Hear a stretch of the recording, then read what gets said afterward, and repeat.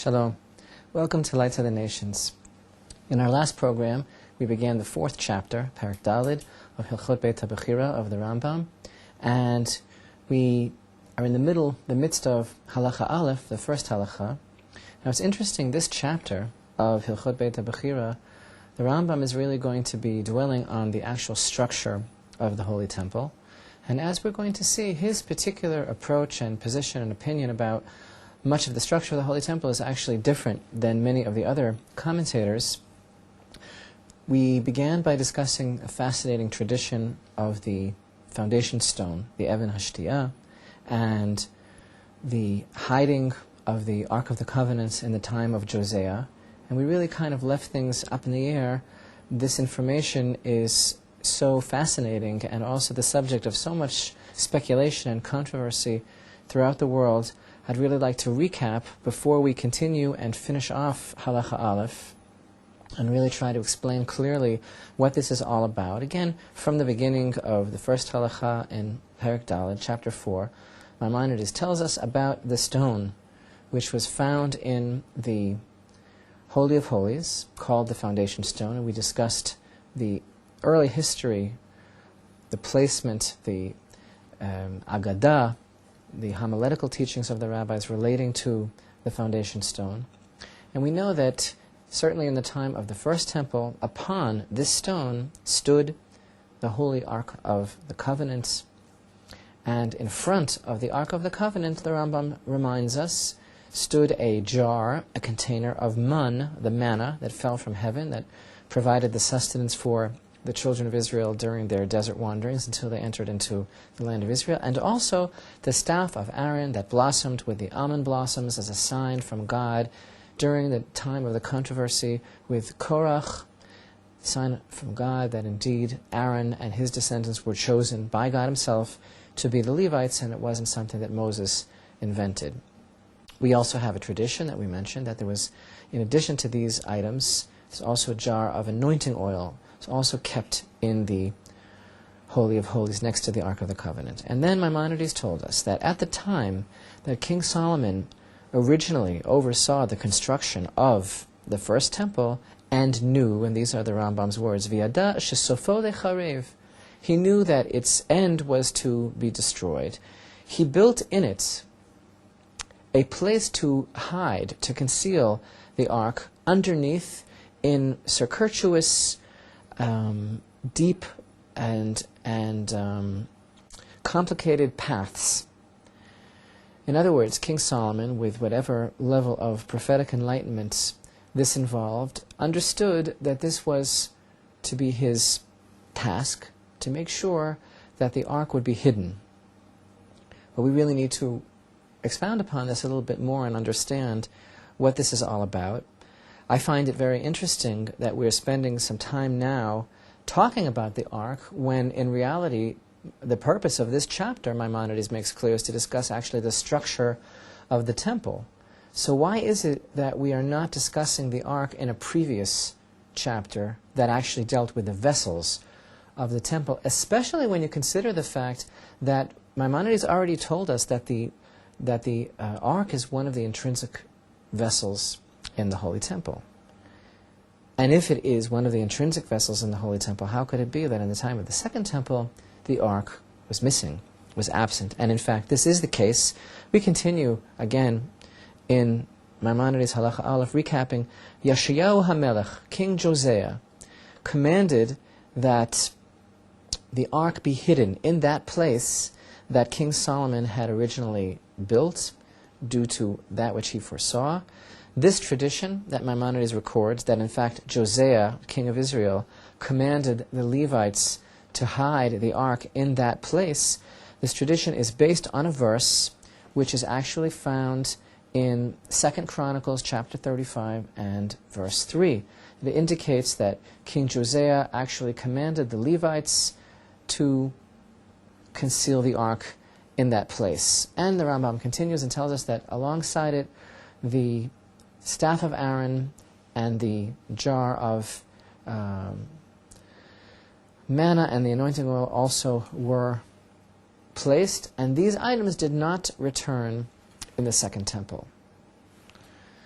So, this is highly speculative. We must mention that there's also another tradition that is recorded in Tractate Yoma, page 53, another tradition that, in fact, the Ark of the Covenant was exiled to Babylon. And, of course, I'm sure many of our viewers have seen, have either been accosted by or have encountered other opinions that are expressed freely throughout the academic or religious or scholarly world regarding possibilities of what happened to the Ark of the Covenant, not to mention those possibilities that have been popularized by the pop world. So, interesting that Maimonides records as halakha the opinion that the Ark, in fact, was concealed here in Jerusalem underneath the spot of the Holy of Holies. In other words, if there is another opinion in Tractate Yoma that the Ark was exiled to Babylon, it's noteworthy that Maimonides records really as the final word, no. He says, no, the Ark is here in Jerusalem, that's where it was placed, discounting any other theory and any other possibility. So, what is the story really with this king Yoshiyahu, Josiah? He was king, he lived towards the close of the era of the First Temple. From the time of his earliest youth, it's known and recorded that he was extremely righteous. We have an entire section that we must refer to in the second book of Kings, chapter 22, where we read about how in the 18th year of his reign, he oversaw, he gave a directive that money should be gathered for the strengthening of the temple. And at that time, a mysterious event took place that is alluded to in these verses in the second book of Kings, chapter 22. And that event is that at that time that King Yoshiyahu had given this directive about gathering funds for the general upkeep of the temple, he found an ancient Torah scroll, which was rolled up, and when he opened it, it revealed it was open to the place of the curses, so to speak, the rebuke that is recorded in the book of Deuteronomy, chapter 28, I believe. And there, the verse that this Torah was open to reads that Hashem will drive you and the king which you have placed over you, he will send you off to a foreign nation. And this was like a sign that he interpreted. Other things also had happened at this time. Even though the kingdom was fairly strong at this time, other indications had also given him the idea that this would be the thing to do. So he gave this order to the Levites that we mentioned from 2 Chronicles, based on this rather mysterious event that happened with the Sefer Torah that he found, the Torah scroll with this verse, that he opened to this verse and he saw that warning. So he gave the order for the ark to be hidden. And indeed, Maimonides records as his factual halachic rendering, as opposed to that other opinion expressed in Tractate Yoma, on page 53, he, in fact, records the idea that, indeed, the ark was hidden on Yeshayahu's command in the tunnels established by King Solomon underneath the Temple Mount.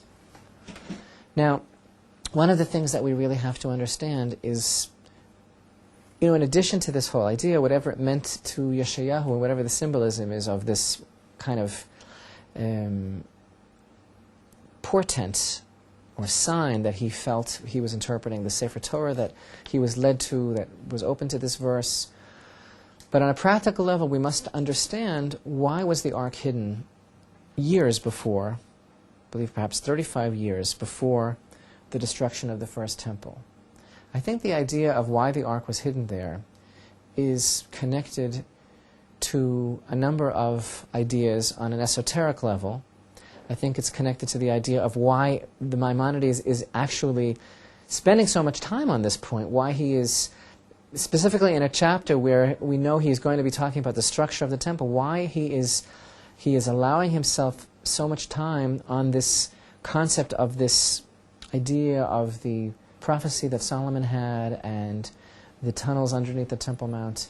And I also think that this is connected in an esoteric way to the reason why the Ark of the Covenant did not return in the Second Temple.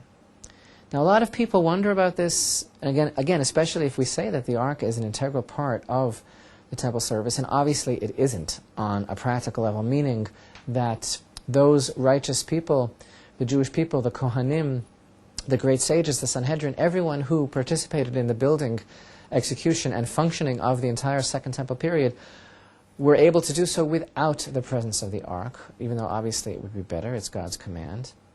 Now, there are some people who actually think that the reason why the Ark was not regathered into the Second Temple was because it was hidden so well that they couldn't find it.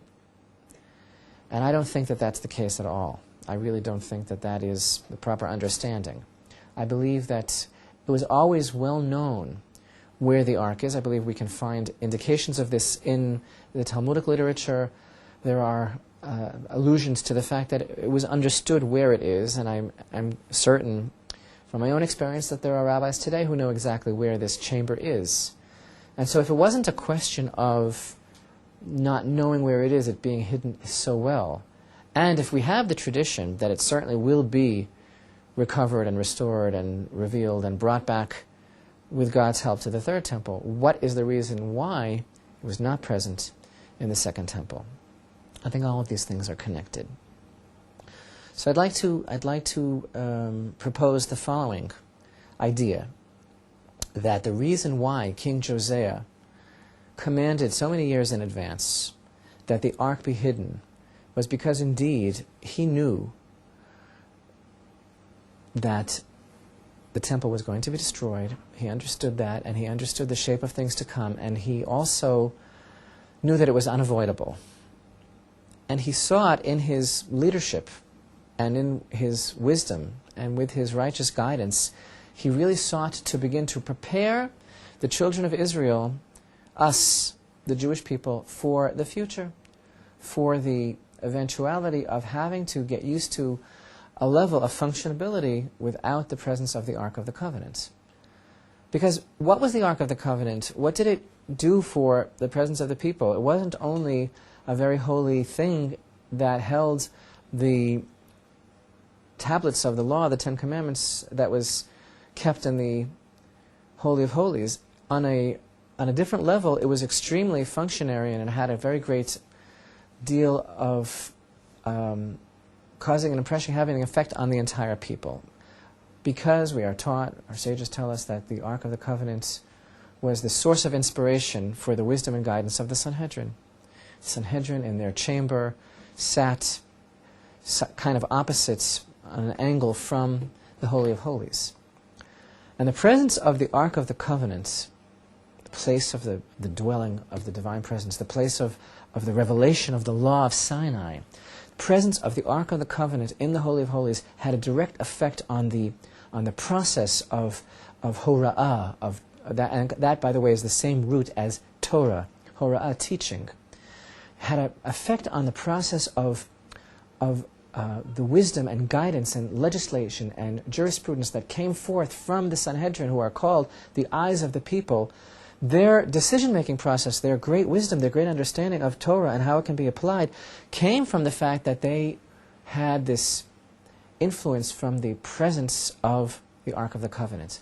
And Josiah, probably with pathos and a degree of pain and a great deal of wisdom and understanding, understood that we are going to have to get used to not having the temple, not being in the presence of the Ark, and yet we're still going to need the wisdom and spiritual fortitude and spiritual maturity to be able to decide matters of Jewish law and to be able to interpret the Torah in every age, under every circumstance, in every clime, even without that direct feeling of inspiration that was caused by the immediate proximity, the immediate location of the Ark of the Covenant. So if you look at it that way, then actually it was almost like an act of chesed, like an act of kindness, this great plan that Josiah had, perhaps this is the root of the plan that Solomon had, not simply a sliding panel kind of escape hatch so that the Ark of the Covenant should not fall into the wrong hands, but rather a device that would work on many levels to preserve the intellectual and spiritual capacity and integrity of the development of the Jewish people in every generation, even when they will become like orphans away from the presence of the Ark of the Covenant. But again, we have the question, okay, so let's say that that's why he hid it so early. But why, indeed, and giving them thus a head start, in other words, rather than waiting until the last minute, I'm calling it kind of like an act of kindness to gradually glide them into this new harsh reality of having to be responsible for themselves without the presence of the Ark of the Covenant. But why didn't it return to the Second Temple? Because it was so well hidden? Well, some point out the fact that, after all, our sages make it abundantly clear that Israel was on a lower spiritual level in the time of the Second Temple, and therefore, because the facet, the aspect of the dwelling of the divine presence was much diminished. In other words, obviously there was an aspect of Shekhinah in the Holy Temple. Our sages tell us that even when a small amount of people are present and speaking words of Torah and living properly and doing the commandments, the Shekhinah always accompanies them. But yet we are taught that the concentration of the Shekhinah, of the divine presence, was far diminished, far less in the Second Temple. And we're going to see in this very halacha, when we finish, as we continue, we're going to see that other indications of things that were missing and how things were done in the temple was on a diminished level because of the fact that the divine presence ultimately was not found there in the same level. So some will say that the very reason why the Ark of the Covenant was not present was not because it was hidden so well, but because it was a reflection of the different spiritual reality of the people in that time, that there was simply no point in getting it, because, let's say, it was known that this was not to be permanent, that this was not yet the tikkun, the rectification, that this was not everything that it was hoped for, and there were indications of that as well. Not all of the Jewish people came back for the building of the Second Temple, and of course that fact is highly criticized in the prophets, by the prophets of Israel, the fact that not all of the Jewish people returned, and the prophets spoke about that, and the sages expound upon their criticism of the fact that not all of the Jewish people came back and availed themselves of the opportunity to worship in the temple again, but that didn't change the reality of the fact that we still have the commandment, whether they are interested in it or not. We still have, as a people, the commandment to rebuild the temple. So some will say that the reason why the ark was not present was just a simple and direct correlation between the state of the people, and that in itself a reflection of the diminished capacity of the divine presence in the temple. So it wasn't the on the same level of intensity and reality as it was in the first temple. On an even deeper level, there is also an opinion that is expressed, which is actually quite beautiful, that in a way the Ark of the Covenant was present in the Second Temple. Because, and this is how I want to tie in the other question that I brought in, which is why this is even being discussed here at this length, when this is a section of the Rambam, this chapter, which is dedicated to the structure of the temple and not the vessels. Why are we spending so much time here? We can make some very nice, what's called a diuk, that means to make an inference by paying close attention to the actual words of Maimonides, how he describes this. He writes to us that when, at the time that Solomon built the temple, okay, so back to the structure, the original plan of the temple, and knew that eventually it would be destroyed, he constructed in it this system of corridors, this chamber. Now, you know, whatever King Solomon did could not have been much of a digression from the original plan of the temple, because we know that there is a concept that we learned about in the very beginning of our series, if you were with us, a concept called the Temple Scroll. And according to the Temple Scroll, this is also a very beautiful verse that we study about in Chronicles. According to this concept of the Temple Scroll, we know that everything that was included in the temple, David tells us in that verse, was according to the hand of God directing him. That's the verse in Chronicles, which is an allusion to this idea of the Temple Scroll, part of the oral Torah. The midrash that we cited in that show early on in our series about the Temple Scroll, that midrash taught us that the Temple Scroll was actually given to Moses at Mount Sinai, together with the rest of the Torah as part of the oral Torah. And that Temple Scroll includes all of the fixed and changeable aspects, variables of the temple structure. So, when King Solomon oversaw the construction of the first temple and knowing what his fate would be, hewed into the very structure itself, this chamber, that was also included in the Temple Scroll. And that's also part of the system of the Holy Temple. So that one can even look at it this way, that at one time the Ark of the Covenant was physically present in a revealed way inside inside the Holy of Holies.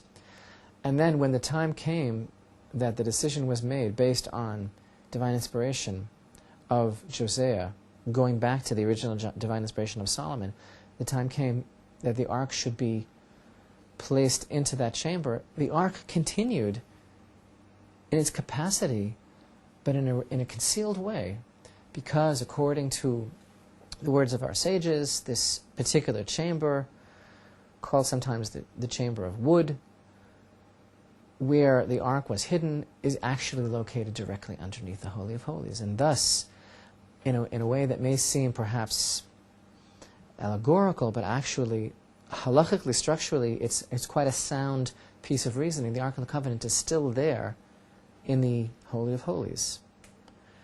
And some have called this in a very beautiful way, kind of like the bone from which the third temple will be rebuilt. In other words, the Ark of the Covenant is still present on that level in the place of the Holy of Holies, albeit on a subterraneous level, but in the very same place.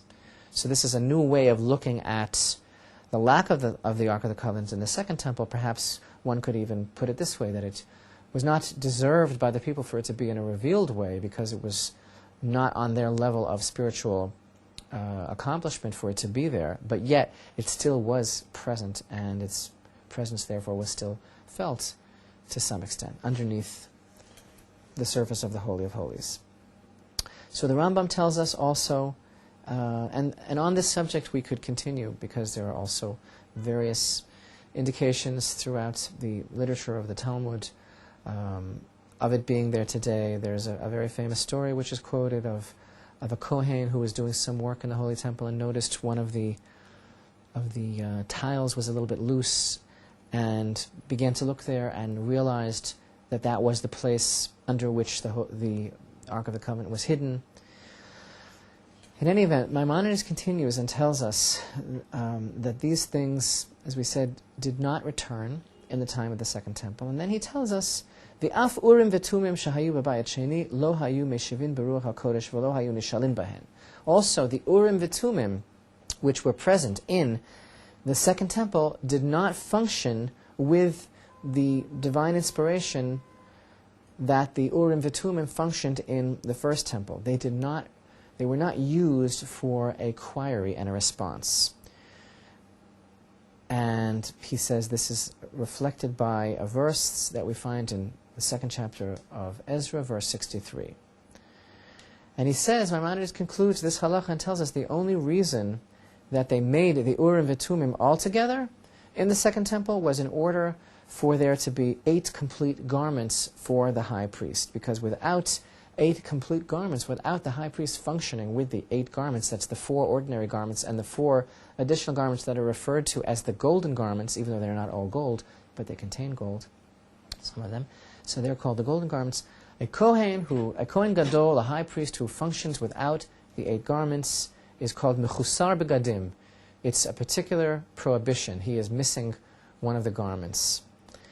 But yet we still have to point out a very interesting difference between the approach of our master Maimonides regarding the identity of this mysterious phrase, Urim V'Tumim, the lightnings and flashings, that oracle-like aspect of the breastplate, he says, was different in the Second Temple than it was in the time of the First Temple. We need to point out an important difference between Maimonides' opinion of the Urim V'Tumim and that of some of the other commentators, and we need to talk about this concept of the 8 garments of the Kohen Gadol. So we still need to spend a little bit more time on this halakha, and we're going to continue in our next program, wrapping up this fascinating concept of the Urim V'Tumim before we continue on with the first thing Maimonides has to tell us in the second halakha of this chapter, which is a major difference between the First and Second Temple. So we're going to be continuing in our study of Maimonides, study of the Holy Temple,